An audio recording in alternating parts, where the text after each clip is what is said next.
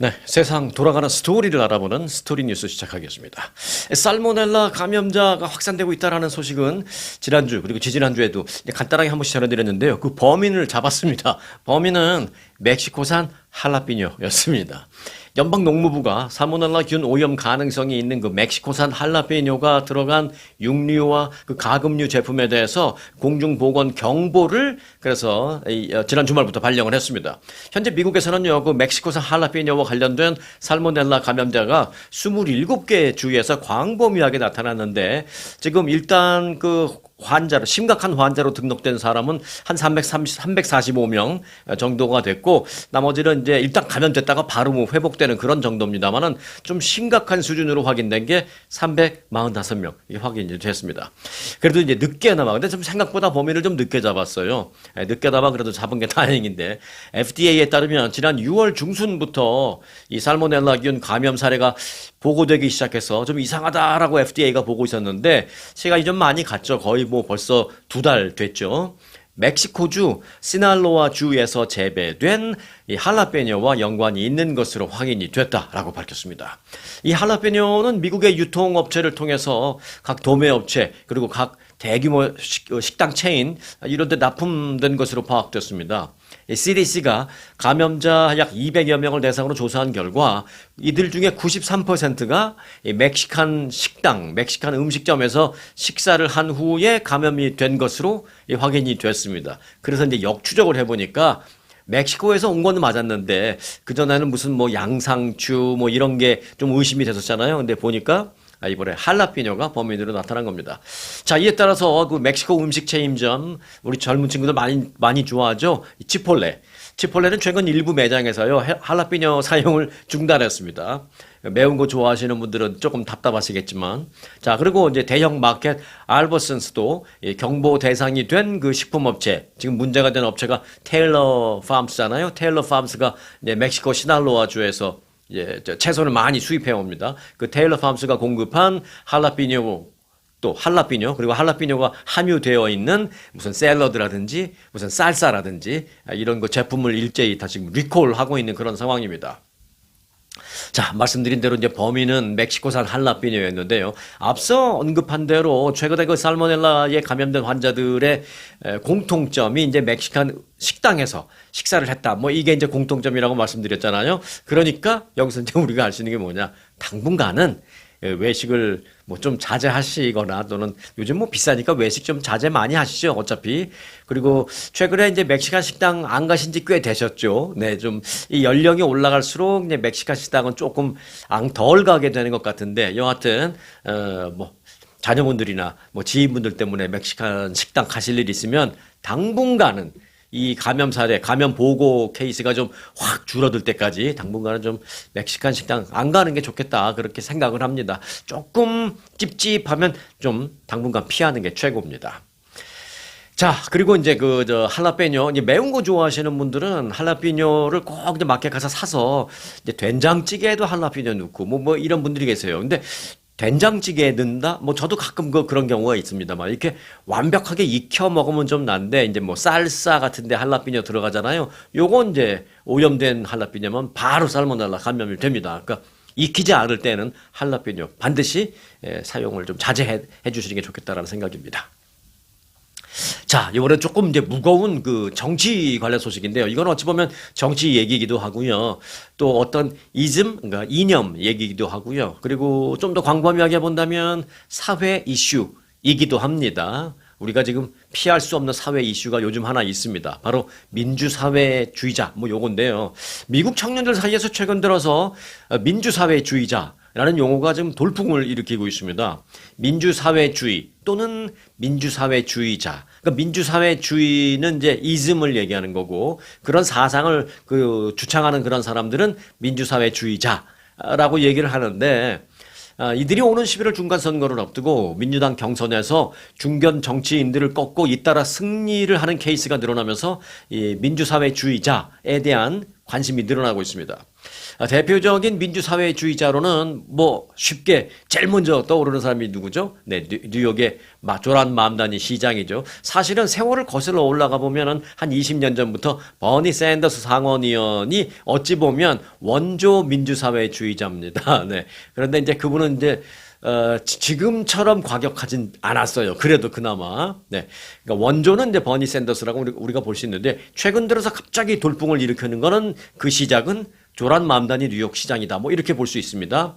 그리고 이제 그 이후에는 미시간주의 민주당 경선에서 승리한 압둘 엘사예드 의원, 얼마 전에 이제 승리했고요. 또 콜로라도주 하원에 당선된 멜라트 키로스 의원도 대표적인 사람입니다. 그리고 미국의 수도인 워싱턴 DC의 시장 후보로 제니스 루이스 조지라는 사람이 지금 올라 있는데, 이들 모두가 민주사회주의자입니다. 뭐 자칭 타칭. 네. 또한 그리고 또 중요한 인물이 한 명 더 있습니다. 자, 이번에 위스콘신 그 주지사에 도전하는 한인 홍윤정, 프란체스카 홍 후보죠.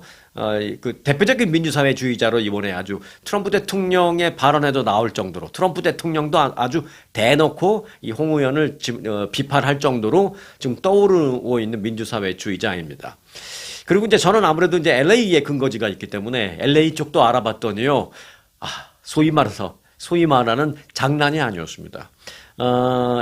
LA시 의원이 모두 15명으로 구성되어 있거든요. 근데 거의 약 3분의 1, 4분의 1에서 3분의 1 정도가 민주사회주의자 시의원이었습니다. 제가 조사를 해보니, 저도 이제 해보고 나서 깜짝 놀랐어요. 저는 그냥 한 명 아니면 한 2명 정도 이렇게 있을 것으로 생각을 했거든요. 근데 조사를 해보니까 저도 좀 놀랐습니다.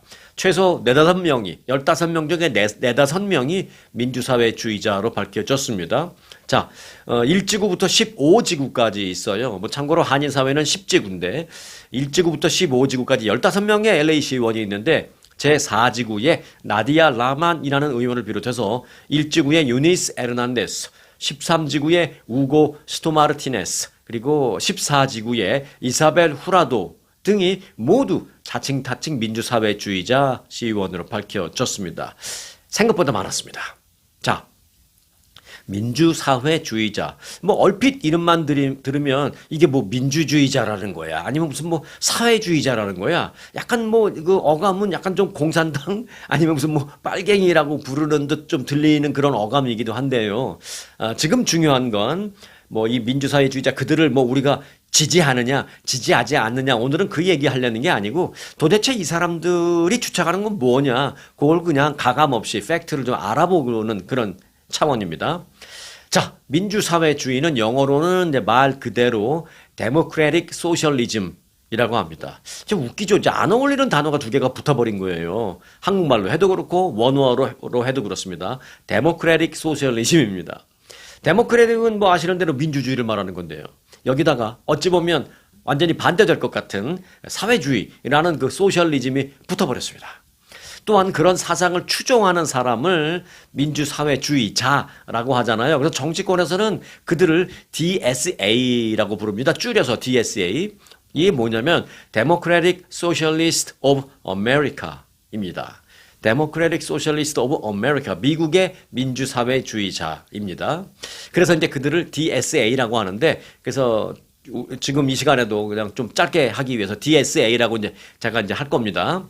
자, 그럼 이들이 추구하는 바는 뭔지 간단하게 좀 알아보겠습니다. 한마디로 말하면 이들은 정치적으로는 민주주의를 주창합니다. 하지만 경제적으로는 사회주의를 추구합니다. 이게 좀 말이 안 될 것 같죠? 네, 그러니까 정치와 경제에 좀 구분을 두는 겁니다. 정치적으로는 민주주의를 주창합니다. 이들이 민주주의를 주창하는 것 같지 않던데? 라고 생각하실 수 있지만, 이제 예를 들어서 언론의 자유, 뭐 이런 거 다 동의하고요. 복수 정당제. 그러니까 공산주의자는 북한도 그렇지만, 뭐죠? 조선인민 노동당. 북한에도 노동당 하나밖에 없잖아요. 뭐 그런 식으로 그냥 정당이 하나밖에 없는 그런 독재 공산당, 그게 아니라 여러 정당이 있는 거를 이 사람들은 오케이, 좋다, 동의한다라는 것입니다. 그리고 가장 중요한 게 뭐예요? 민주주의의 꽃이라고 불리우는 선거. 선거도 이들은 그대로 인정합니다. 그러니까 이것만 놓고 본다면 민주주의 시스템을 그대로 다 인정하는 겁니다. 최소한 정치적에서는 그렇습니다. 그런데 이제 경제적으로는 좀 다릅니다. 경제적으로는 자본주의의 수명이 다했다. 라는 그런 생각을 갖고 있습니다, 이들은. 그래서 자본주의를 수정해야 한다라는 생각을 갖거나 아니면 자본주의를 일정 부분 좀 통제해야 된다, 국가가. 그래서 뭐 통제라는 말이 뭐 어감에 따라서 뭐 이상하게 들릴 수도 있지만 일정 부분 정부가 주도하는 그런 자본주의? 뭐 시장 경제이긴 하지만 정부가 어느 정도 좀 컨트롤하는 그런 시장 경제? 뭐 이런 얘기를 하고 있는 겁니다. 쉽게 말해서 시장 경제 체제를 무조건 없애자라는 것이 아니라 거대 자본과 시장이 서민들의 삶, 특히 이제 무슨 뭐 아파트 렌트비라든지 의료비라든지 또는 교육비라든지 이런 문제 등을 파괴하지 못하도록 너무 극심한 격차가 나지 않도록 정부가 일정 부분 개입하고 통제를 해야 한다. 라는 주장을 하는 것입니다. 그러니까 말씀드린 대로 정치와 경제적인 부분은 이제 구별을 합니다. 어찌 보면 약간 그 유럽식 사회민주주의와 좀 비슷합니다.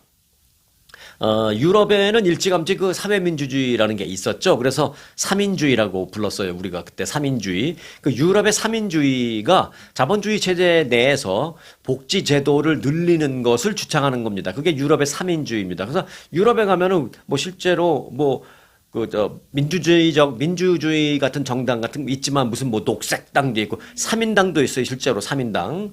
뭐 그리고 뭐 어느 나라는 공산당도 있습니다. 뭐 그렇게 이제 정당이 많은데 거기서 이제 삼인당 같은 사람들이 주장하는 게 자본주의 체제 내에서 그죠 복지를 좀 많이 지금보다 늘리자. 요게 이제 삼인당이 주장하는 겁니다. 그런데 유럽식 그 삼인주의의 주장보다는 조금 더 자본주의를 주장하거나 조금 더 정부가 통제를 더 해야 된다라는 게 이제 여기 미국의 최근에 나오는 사회민주주의자들의 얘기입니다. 민주사회주의자들. 뭐 이게 앞으로 하나 뒤로 하나 뭐 마찬가지입니다만 그래도 공식 용어니까 똑바로 해야 되겠죠. 유럽에서는 사회민주주의, 삼인주의, 미국에서는 민주사회주의자, 민주사회주의. 자, 유럽식 삼인주의보다도 조금은 더 가파른 개혁을 추구한다? 뭐 쉽게 보면 이렇게 보면 되겠습니다. 근데 미국에서 전혀 어울릴 것 같지 않은 이들이 갑자기 요즘에 돌풍을 일으키는 건 사실 작금의 그 미국 상황과 전혀 무관하지 않습니다.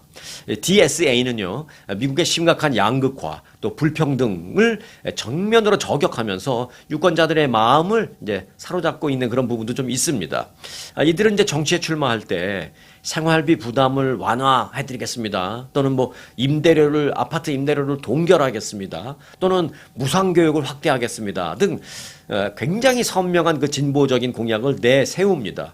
어찌 보면 좀 과격해 보이죠. 아파트 임대료를 동결하겠다? 그럼 아파트를 갖고 있는 그 아파트 소유주들 그럼 그들은 무슨 죄야? 내가 열심히 일해서 돈 벌어서 조그만 아파트 하나 사서 요걸 렌트나서 그래도 거기서 이득을 얻어서 수입으로 이제 살고 있는데 이 아파트 임대료를 동결해버리면 아니 텍스는 올라 물가는 올라 내가 갖고 있는 아파트는 가격을 올리지도 못하게 해. 그러면 나는 이 나라 국민이 아니냐 이런 생각할 수 있는 것이죠. 돈 갖고 있는 게 무슨 죄야 이런 생각할 수 있죠. 그리고 이제 무상교육. 뭐 무상교육 하면 이런 거는 뭐 좋긴 합니다만은 무상보육제도 막 이렇게까지 아니 이게 무슨 북한이냐 이게 공산당이냐 뭐 이렇게 생각할 수 있는 것이죠. 그렇게 굉장히 선명한 진보 공약을 내세우고 있습니다. 그래서 어찌 보면 야, 이 사람들이 무슨 공산당이야? 라는 생각이 들 정도인데 또 의외로 거기에 그 동의하고 추종하는 사람들이 특히 이제 젊은 사람들 중심으로 생각보다 많다라는 것이죠. 네.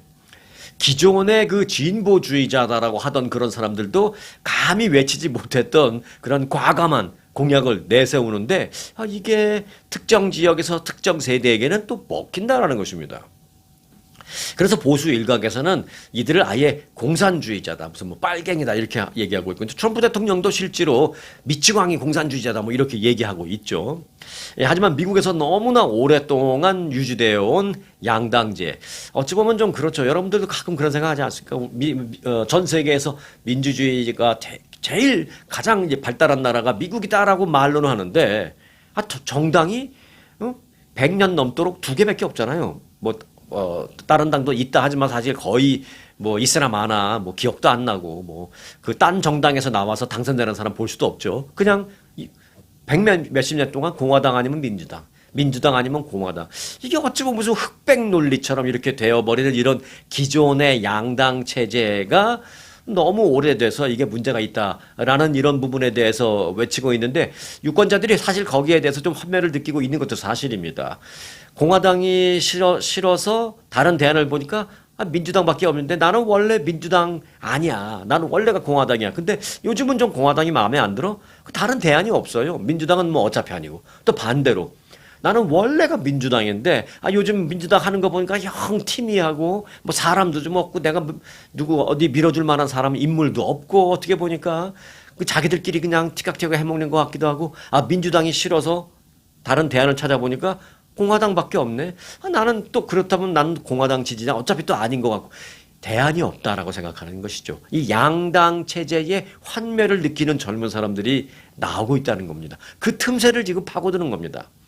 특히 한번 보세요. 2008년 금융위기 때 서프라임 사태 때 그때 어린 시절을 보낸 1990년대 후반이나 2000년대 초반 뭐 이런 그때 태어나서 그 초등학교 다니거나 뭐 중학교 다니거나 할 때 그 어린 시절에 그 서프라임 사태, 금융위기 사태를 겪은 거예요. 그러니까 부모가 그걸 겪은 거죠. 그러니까 부모가 갑자기 파산을 해버렸거나 부모가 갑자기 실업자가 됐거나 그때 또는 막 갖고 있던 집을 막 뺏기는 거죠. 뭐 그런 상황을 보고 자랐는데 그들이 이제 성인이 된 겁니다. 그런데 지금은 성인이 돼서 내가 이제 사회인이 돼서 일을 하려고 딱 보니까 이게 AI라는 놈이 탁 튀어나와서 뭐 일자리 다 뺏어간다 그러고 실제로 일자리도 없고 뭐 이런 상황에 직면해 있는 거잖아요. 그런 청년 세대가 대안으로 찾는 것이 이제 민주사회주의자 또는 그런 이즘 이런 겁니다. 그래서 이들은 이제 민주당을 향해서 묻습니다. 그들은 트럼프 대통령이 폭주할 때 당신들은 도대체 뭘 했습니까? 라고 질문을 던집니다. 그렇게 질책하는데 민주당은 거기에 대해서 선명한 답을 내놓지 못하고 있는 것도 현실입니다. 그러자 이제 DSA, 제가 민주사회주의자를 DSA라고 한다고 말씀드렸죠. DSA가 그러자 스스로 답을 내놓습니다. 내가 답을 내놓겠다라고 하면서 막 나왔는데 이게 막 당선이 돼버리네요. 그래서 지금 화제가 되고 이제 관심이 되고 주목받고 있는 그런 상황입니다. 위스콘신 주지사에 도전하는 한인 DSA 정치인 프란체스카 홍 위스콘신 주 의원, 홍 의원의 말에서 그들의 생각을 우리가 대표적으로 읽어볼 수가 있습니다. 홍 의원은 이렇게 말합니다.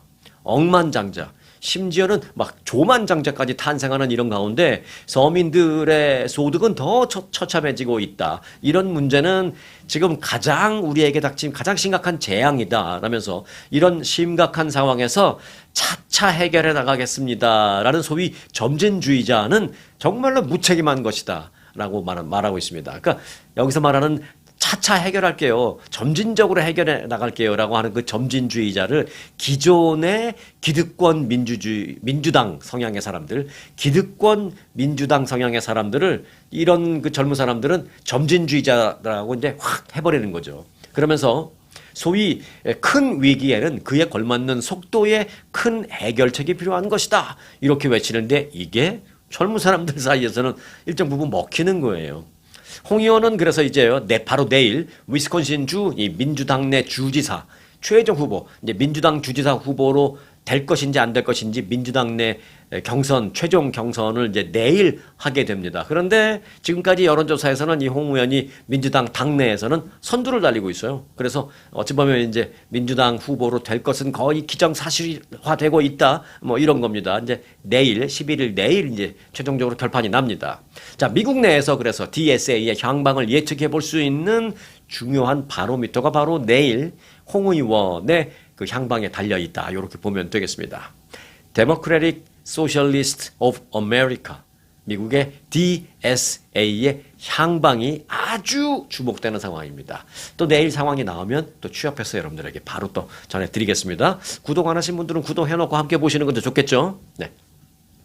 자, 다음 소식입니다. 아주 중요한 소식인데요. SSI, 저소득층이, 나이가 이제 65세가 넘었고, 저소득층이고, 해서 받는, 그게 이제 SSI잖아요. 저소득층 생계보조비. 우리 한인사회에서는 뭐, 웰페어라고 많이 하는데, 그게 바로 이제 SSI입니다. 이 SSI가 자칫하면 막 3,400불 줄어들게 생겼습니다. 뭐 얼마 받지도 못하는데 거기서 300불 이상 줄어들면 엄청난 타격이죠. 네.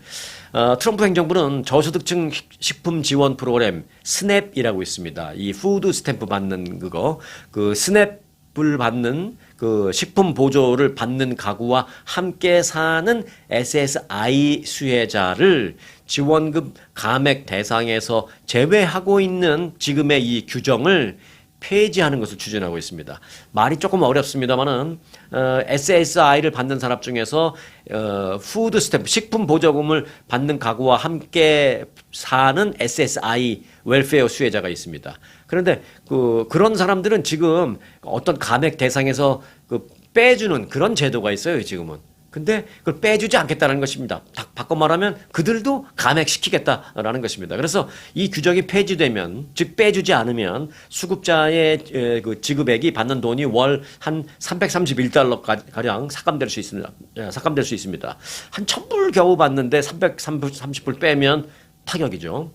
전임 바이든 행정부가 마련한 이 현재 진행되고 있는 규정은 이 식품 보조를 받는 수혜 가구가 기본적인 생활비를 충당하는 데에 없는 그런 어려움을 겪는 저소득층이다라는 점을 감안해서 그들과 함께 거주하는 웰페어 수급자들의 지급액을 감액하지 않았습니다. 푸드 스탬프를 받을 정도로 어려운데 그 가족 중에 일원이 누군가가 웰페어를 받아요. 그렇다면 이 사람은 실제로 어려운 사람이니까 그런 웰페어 받는 것은 감액하지 말자라는 게 지금의 규정입니다. 그런데 그들도 감액 대상을 하겠다라는 게 이제 지금 추진하고 있는 트럼프 행정부의 정책입니다. 해당 규정이 만일 폐지되면 저소득 가구와 함께 거주하는 그 웰페어 수급자라 하더라도 상황에 따라서는 지원금이 삭감될 수 있습니다. 올해 기준 그 웰페어 SSI 최대 지급액은 개인당 1,000달러가 조금 안 됩니다. 995달러 정도 됩니다. 부부 합산해서 한 1,491달러 정도 됩니다.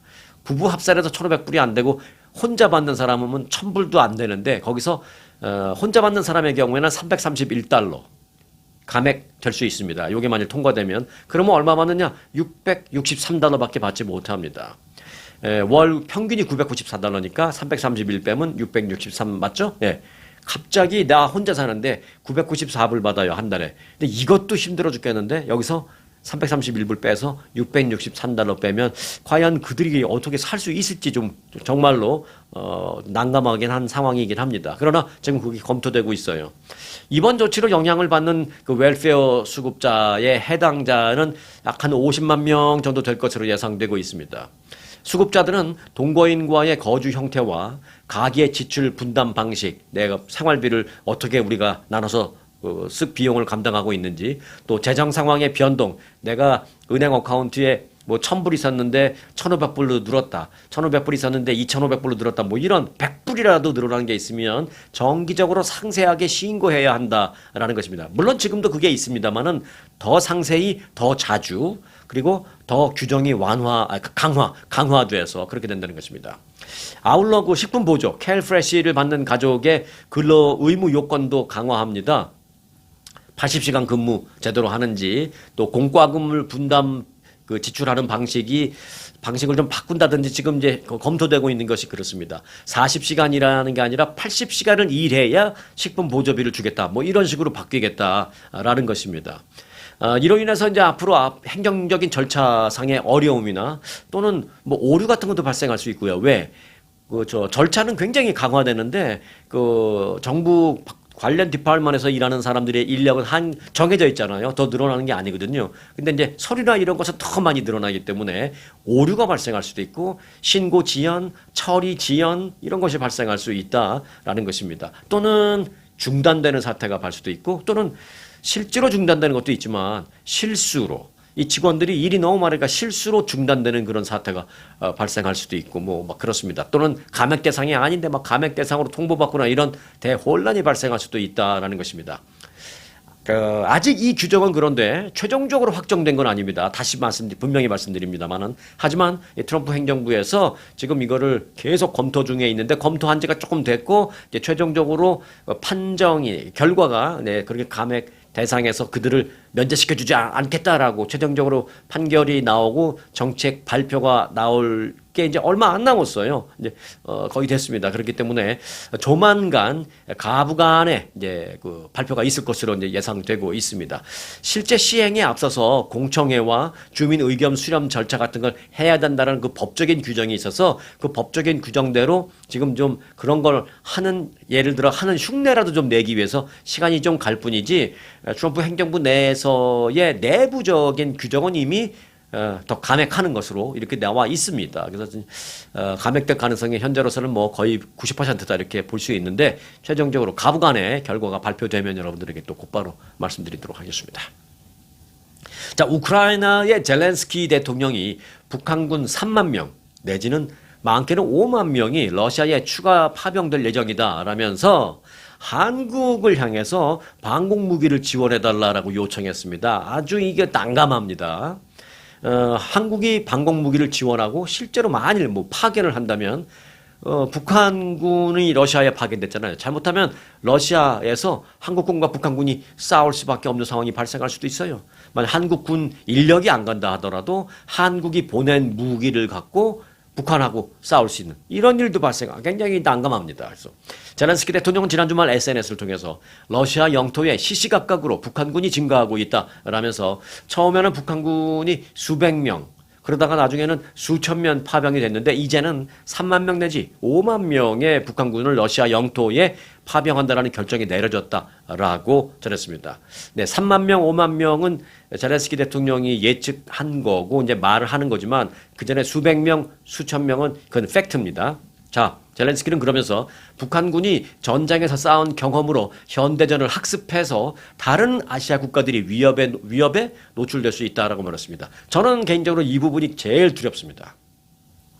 젤렌스키 대통령은 이어서 우크라이나에서 북한 미사일을 발견했다 실제로. 그러니까 북한제 미사일이 러시아로 간 거죠. 그래서 러시아에서 쏜 거죠. 이 북한제 미사일이 우크라이나를 공격하는 데에 실제 이미 사용되고 있다라고 밝혔습니다. 그러면서 한국한테도 무기 달라라는 거예요. 북한이 이 정도 규모의 병력을 러시아에 파견한다면 3만 내지 5만 그에 상응하는 러시아로부터의 무기 등 다른 반대급부를 북한도 받을 것이다라는 건 뭐 불보듯 뻔합니다. 북한이 뭐 러시아에 아무리 뭐 혈맹해도 공짜로 인력을 파견할 일 없으니까요. 하지만 그 러시아제 무기를 받는 거 저는 뭐 별로 그거는 걱정 안 됩니다. 다 러시아가 다 옛날 무기죠. 옛날 오래된 과거 재래식 무기 이런 것만 줍니다. 저는 그건 걱정 안 합니다. 그런데 5만 명의 병력이 러시아에 파견돼서 실제로 전투 경험을 쌓고 실제로 그런 무기를 다 운영해보고 그리고 살아남아서 북한으로 다시 돌아간다면 그들 상당수가 현대 전쟁에 경험을 쌓은 후에 귀국하는 것이기 때문에 실제 현대전의 전투 경험을 갖추는 그들이 북한군 고위 고위직 자리에 앉게 된다면 이거는 굉장히 매우 우려스러운 상황이다라는 것이죠. 왜냐하면 군 내부에서도 군인들은 그래요. 여러분들 군대 안 갔다고 하신 분들은 조금 이해하기 힘드실 거예요. 근데 이제 남자분들, 특히 남자분들 가운데서도 군대 갔다 오신 분들은 이게 뭐 어떤 의미인지 참 설명할 수는 없지만 느낌으로 알 수 있습니다. 예를 들어서 이런 거죠. 저도 사실 처음에 한국에서 저는 강원도 홍천이라는 정말 산골짜기 그런 거기서 이제 군대 생활했는데 저는 처음에 군대 가기 전에는 서울에서 태어나서 쭉 자랐기 때문에 시골에 가서 뭐 일주일 정도 뭐 수련회, 야유회, 뭐 합동 MT 뭐 이런 것 때문에 최대 한 일주일 정도는 시골에서 살아본 경험이 있지만 일주일 이상 시골에 있어 본 적이 없었어요. 근데 군대 처음에 딱 갔는데 완전히 산 넘고 물 건너서 산골짜기로 가는데 너무 두렵더라고요. 와, 내가 여기서 버텨낼 수 있을까? 너무 무섭더라고요. 그런데 이게 시간이 한 달 지나고 2달 지나고 3달 지나고 나니까 그다음부터는 적응이 되니까 그냥 뭐 나는 뭐 군대가 체질인 것 같기도 하고 뭐 적응이 되더라고요. 그러면서 그런 군 생활이 1년, 2년 이렇게 지나다 보면 그냥 훈련만 받고 가짜 무기로 훈련만 받고 테스트만 받고 웽 비상하고 뭐 나가도 이게 모의 훈련이라는 거 다 알거든요. 훈련용 비상 막 이런 거 훈련만 받는다는 거에 약간 권태감을 느낍니다. 그 잠깐 한 2년 반 있는데도 그런 생각이 들어요. 그런데 러시아에서 실전을 싸고 그걸 막 자기가 북한으로 귀국했더니 막 영웅 대접을 해주고 그리고 어느 정도 중간 관리급 관계자로 장교로 탁 가서 앉아 있는데 근질근질한 거죠. 그들의 입장에서는 이게 내가 러시아에서 그 쌓은 경험을 이거 한번 해봐야 되는데 말이야. 응? 내가 막 러시아에서 그런 전투 경험을 쌓았다고 여기서 암만 얘기해도 처음에는 조금 믿어주는 것 같더니 나중에는 뭐 내가 얘기해도 그러거나 말거나 듣거나 듣는 둥 마는 둥 아래 것들이 그런단 말이에요. 이게 근질근질거리는 거죠. 군인들이 근질근질한 그게 가장 위험한 겁니다. 특히 이제 북한 같은 나라에서는 그런 상황이 만들어질까봐 저는 그게 굉장히 겁이 나는 겁니다. 그런데 우려스럽게도 그렇게 5만 명씩 북한군을 러시아에 파병한다. 그들 중에서 이제 상당수 살아남아서 돌아가게 된다면 그들이 어떤 생각을 하게 될까? 저는 그게 가장 우려되는 부분입니다. 북한군 파병은 그런 차원에서 막아야 하고 우리가 막을 수 없다면 어떤 형태로든 이 빨리 러시아 우크라이나 이 러우 전쟁을 빨리 끝나게 종전하게 만들어야 되는 이유가 바로 우리 입장에서는 바로 그런 데에도 있는 것입니다. 자, 얘기가 좀 길었는데요. 지금 현재 그쪽 상황은 그렇다라는 말씀을 드렸습니다. 자, 민주당이 11월 중간 선거를 앞두고 AI 딥페이크 등 각종 선거 방해 상황을 가정한 이 모의 훈련을 실시했습니다. 제가 앞서서 모의 비상훈련 얘기도 했는데 민주당이 선거 부정과 관련된 모의 훈련을 했어요. 지난달 워싱턴 DC에서 실시된 이 모의 부정선거 대응훈련에는 상원의 척 슈머 상원 원내대표를 비롯해서 알렉스 파디아, 애덤 시프, 마크 워너, 엘리사 슬로킨 그리고 라파엘 워너 의원 등등이 대거 참여했습니다. 중진 민주당 의원들이 다 참여한 거예요. 선거 관련 비영리 단체와 선거법 관련 전문가들도 대거 같이 동참을 해서 이 모의 훈련을 했습니다. 훈련에서 제시한 이제 시나리오가 있을 것이잖아요. 이런 상황이 발생했다라는 걸 가정해서 거기에 이제 대응하는 거를 이제 연습해 보는 거잖아요. 그 가정된 시나리오가 여러 개 있었는데 그 중에 하나는 뭐였냐면 광범위한 선거 부정이 있었다라는 허위 주장을 담은 AI 딥페이크 영상이 SNS를 통해서 막 확산되는 걸 상정해서 대응하는 겁니다.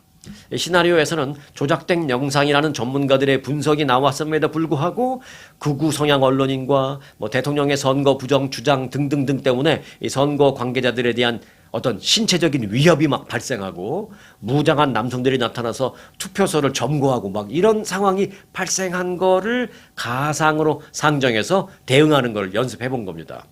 민주당이 이처럼 다양한 시나리오에 대한 그 대응 훈련을 하는 것은 트럼프 대통령의 그 선거 관련 발언과 행정부의 움직임이 사실은 그렇게 실제로 우려스럽기 때문입니다.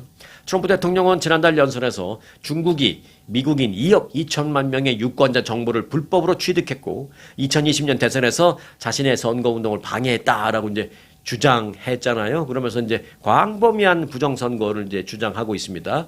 그것이 사실이든 아니든 그걸 얘기하려는 것이 아니라 민주당이 그것이 사실이 아니라고 민주당 자기들은 생각하지만 또 그것이 사실로 확인돼서 실제로 그런 부정선거가 발생했다라는 거를 가상으로 해서 자기들이 이제 대응책을 한번 연습해 본 거죠. 한편으로는 약간 보여주기식도 있을 겁니다. 우리가 이렇게 부정선거에 대한 대응책을 연습하고 있으니까 부정선거와 우리와는 무관합니다. 이런 걸 좀 보여주기식도 있을 테지만 여하튼 그런 부정선거 관련 모의 시나리오, 모의 대응 훈련도 있었다. 그만큼 미국에서도 한국에서도 그렇습니다만은 미국에서도 이 부정선거와 관련된 그 논란은 그만큼 심각하다, 진지하다라는 것을 좀 볼 수 있는 대목입니다. 자, 끝소식입니다. 1937년부터 1945년까지 그때가 우리 한국으로 입장으로 봤을 때는 이제 일제 식민지 시대였긴 합니다만은 일제가 한반도를 이제 식민 지배하면서 동시에 한 게 뭐예요? 중국으로 쳐들어갔잖아요. 그래서 중일 전쟁 벌였잖아요. 한 9년 동안 했죠. 37년부터 45년까지 8, 9년 정도 했죠. 중일전쟁. 그 중일전쟁 당시에 일본 내 여러 의과대학에서 사람을 대상으로 동물혈액을 주입한다거나 또는 혈액형이 다른 피를 주입하는 그런 비윤리적인 실험을 자행했다라는 의혹이 일정 부분 확인됐다라는 보도가 나왔습니다. 누가 보도했느냐? 네, 일본 언론이 보도했어요. 일본의 교도통신의 보도입니다. 자, 일본의 교도통신은 어제 교토 부립의대를 비롯해서 규슈 제국대 그리고 구마모토 의대 등이 혈액형이 다른 수혈 그리고 말, 소 또는 염소의 피를 그런 동물의 피를 사람에게 주입하는 인체 실험을 한 사실이 확인됐다라고 보도했습니다. 구마모토 의대에서는 뇌수술을 받은 환자에게 말의 혈액을 수액한 남성에 대한 실험이 있었는데 이 남성 금방 사망했습니다.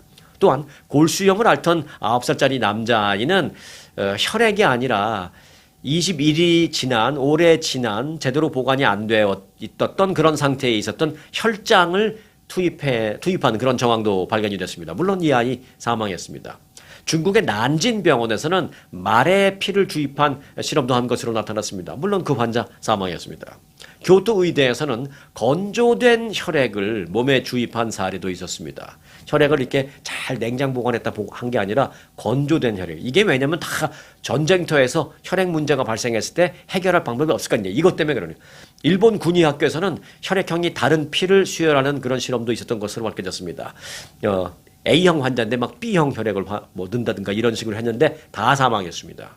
자, 이와 관련해서 교도통신은 이 같은 실험이 치료법 개발이라는 목적도 있었겠지만 혈액 확보가 어려운 그 전장터에서 장기간 보존한 혈액이나 그러니까 혈액을 이제 보존한다고 하지만 이제 시간이 굉장히 오래 지난 그런 혈액이나 또는 급할 때 동물 혈액 또는 급할 때 혈액형이 다른 사람의 혈액 등등 그런 걸 활용해서 부상자를 치료하는 게 과연 가능할까를 실험해 본 것으로 보인다. 이렇게 분석을 했습니다. 교도통신의 분석입니다.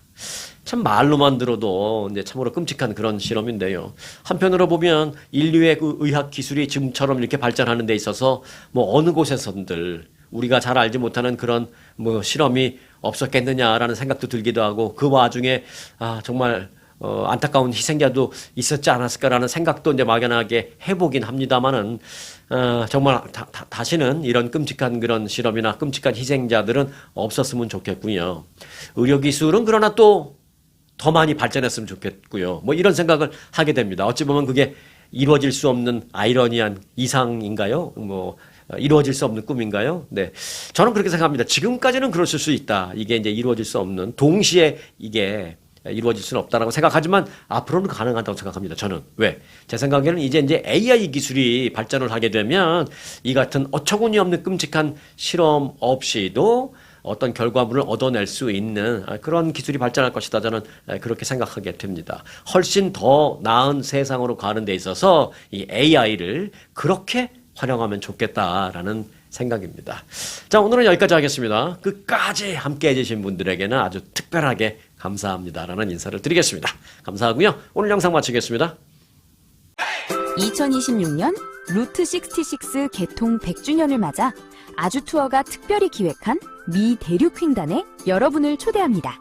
산타모니카에서 시카고, 나이아가라와 뉴욕, 워싱턴 DC까지 역사를 따라 맞따라 100년에 단 한 번뿐인 기회. 아주투어의 루트 66 대륙 횡단으로 인생 최고의 버킷리스트를 완성하십시오. 당신의 행복한 여행 아주투어가 책임지겠습니다.